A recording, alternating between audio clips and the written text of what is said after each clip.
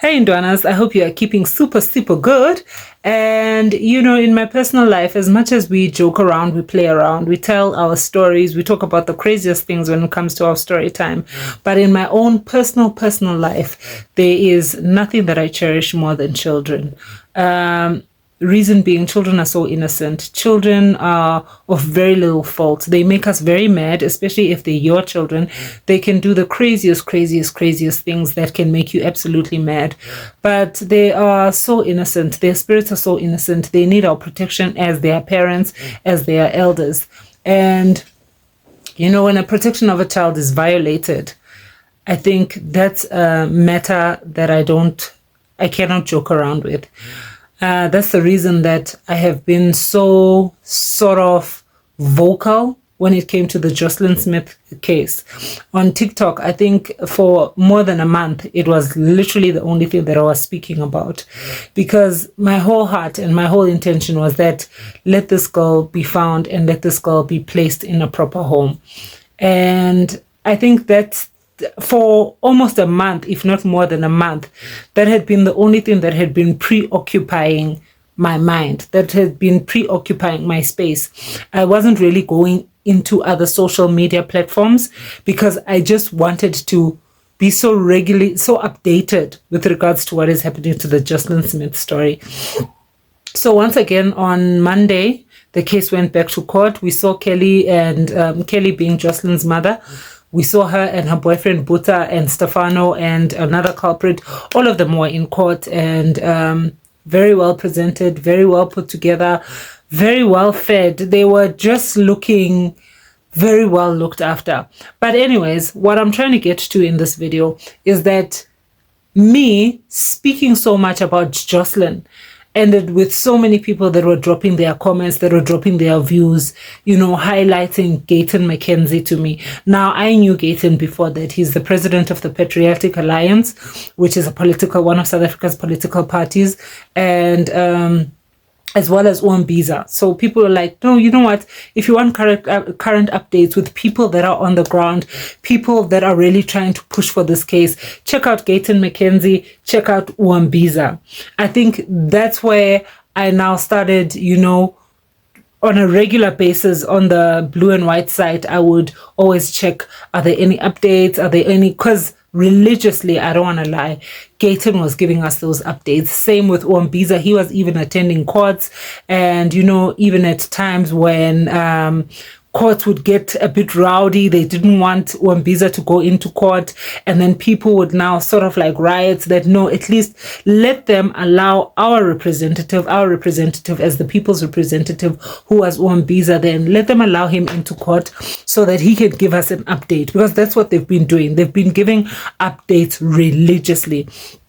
Now, I haven't been really checking up. I think for the past month or so, I haven't really been updated on what was happening on TikTok and on the Jocelyn case. But my intention was that since the case had been postponed from March to May, and they had said in court that, they have some solid information of where Jocelyn Smith could be and all. So our hopes were all in that. So anyways, that case, the Jocelyn Smith case, had sort of tied me in a way to Gayton McKenzie. Now, a couple of days ago, not yesterday, but on Monday, the same Monday that I'm talking about, that was the court case, there's something that I bumped into on the socials. I want you to listen to this, and I want you to give me your opinion afterwards. Yesterday, Julius Malema went to Eldorado Park in Johannesburg and called out Gayton McKenzie and the Patriotic Alliance for its links to the criminal underworld, and this is what he had to say. His problem, Gayton, with Nigerians is that they can no longer sell drugs as leaders of the Patriotic Alliance. EFF leader accuses PA leader Gayton McKenzie of leading the call to chase Nigerians away because they want to sell drugs themselves. Now, this is not a far-off accusation because the Mail and Guardian had an entire expose on this party and its links to the criminal underworld in this article earlier this year. Recordings alleges that gangsters, drugs fund the Patriotic Alliance. And whether you like Julius Malema or not is completely immaterial in this case, because what he is saying is exactly what many people have been trying to warn members of the public about, specifically those who actually support the criminal organization, and Gayton McKenzie, who himself is a convicted criminal. A Patriotic Alliance member has explicitly detailed how drug money and gangsters allegedly funded the party.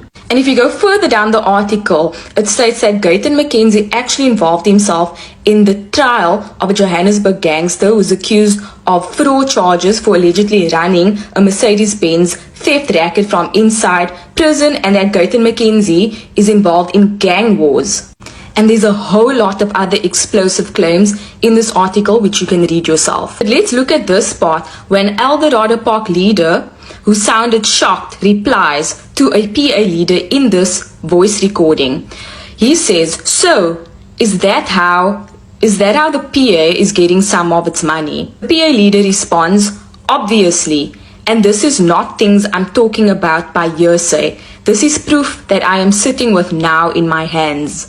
She goes on to further say that she knows a lot about the party, which is the PA, so much that it can actually destroy the party. She says, "I can finish them. I can effing finish them. I'm dead serious. You know, I don't say things that I don't have proof of." Anyone who still believes that Gayton McKenzie and Kenny Kunene is funding the party through their own pockets as legitimate businessmen really need to reevaluate what's going on around them. Don't let this guy's involvement in the case of a missing child fool you. Even in his election campaign to become the next president of South Africa, he's fooling all of you with his posters where he says that God changed my life to change the lives of others. No, my guy, God didn't change your life. What you are doing is using scripture and the name of God to fool people and throw wool over their eyes. And this is why you'll find this man target every single church organization and gospel singer in the country, because he knows that Christians believe in redemption and forgiveness. All I'm saying is, don't let this guy fool you.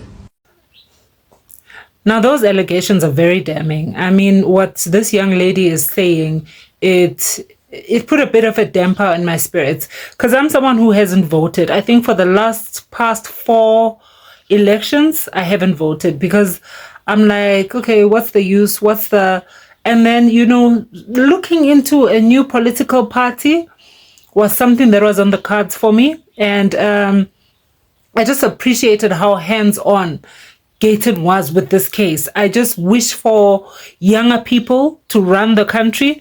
Not only do I wish for younger people, but I'm wishing for people that can sit in that chair and run things in a proper manner. Run things putting the people's interest at heart. That's what I'm hoping for. And, I know very well that there's a lot of corruption that will happen in that state seat. There's a lot, whoever becomes president, it seems to be some sort of African curse, that most African presidents just have the seed of corruption within them. Because, we can see the way things are run. There's just a whole lot of issues. So I'm not saying that, this is the paint that they've painted Gayton in, and it means Gayton is the only. I think within politics themselves, there's a lot of corruption. But the things that are happening in this country so far, they are so heartbreaking. They are so heartbreaking. I am hoping that we find someone who has a backbone that is strong enough to carry South Africa in the right direction. Because, at the moment, any seed, any small thing that I hear about a person, or any small thing that I sense about a person who wants a presidential seat, if there's any seed of corruption, although we already know the ones that are in seat already, the ones that are in parliament already are corrupt, but it's tricky. It's tricky. Donna, let me hear your comments and your views, and then maybe it will give me some sort of direction.